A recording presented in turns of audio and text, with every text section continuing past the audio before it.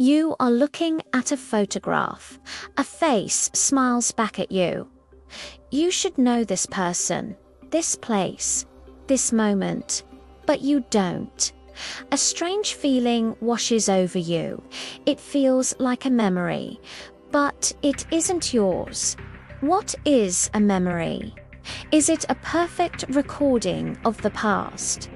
A video file stored neatly in your mind? The truth is far more complex. Our brains are not video cameras. They are storytellers. When we remember, we are not replaying a file. We are rebuilding. We take fragments of what really happened. A sound, a smell, a feeling, and our brain fills in the gaps. It uses logic, expectation, things we've been told by others. It creates a story that makes sense, a coherent narrative. But sometimes the story it tells is wrong. This is a false memory. It feels just as real as a true memory. You can see it, hear it, feel it in your gut, but it never happened. In the 1990s, psychologists began to study this phenomena in a new way. They wanted to see if they could deliberately plant a false memory. In one famous study, researchers told participants 4 stories from their childhood. 3 were real, provided by their families. 1 was completely false. The false story was about being lost in a shopping mall. It included rich, plausible details: getting separated from family, crying, being found by an elderly person, finally being reunited. A significant number of participants not only believed the false story, they began to remember it. They added their own details. They remembered the color of the old woman's sweater. They remembered the feeling of panic. They remembered the relief of seeing their mother's face. These memories were vivid, emotional, and entirely fabricated. The story they were told had become a part of their personal history. Another experiment involved photographs. Researchers took a real childhood photo of a participant. Using photo editing software, they placed the participant in a hot air balloon.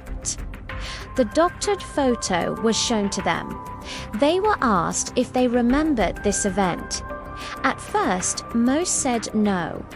But after being asked a few times over several days, something changed. About half of the participants began to form a memory of the hot air balloon ride. They described the view from above, the feeling of the basket rising, the sound of the burner. The photograph provided a seed. Their mind did the rest.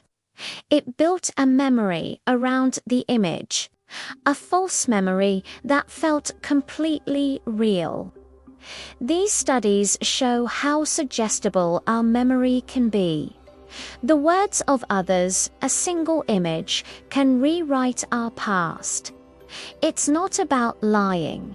It's not a sign of a broken mind. It's a natural function of how memory works. The brain's storytelling ability is a powerful tool. It helps us make sense of the world. It helps us form our identity. But it is not infallible. Think about your own earliest memory. How clear is it? Is it a first-person view? Or do you see yourself in it as if watching a movie? If you see yourself, it's likely not a pure memory. It's a reconstruction, influenced by photos you've seen, by stories your family has told you over and over again. The memory feels like yours, but it's a collaborative effort. a mix of fact and fiction. Our memories are constantly evolving. Each time we recall an event, we change it slightly. We emphasize some details.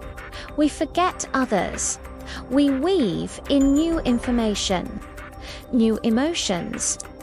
The memory we have today is not the same one we had a year ago. It's a living document, not a stone tablet. This can be an unsettling thought. We rely on our memories to know who we are. Our past defines our present. It shapes our decisions, our relationships, our sense of self. I am the person who did this. I am the person who experienced that. Our life is the sum of our memories. But what if some of those memories are not true?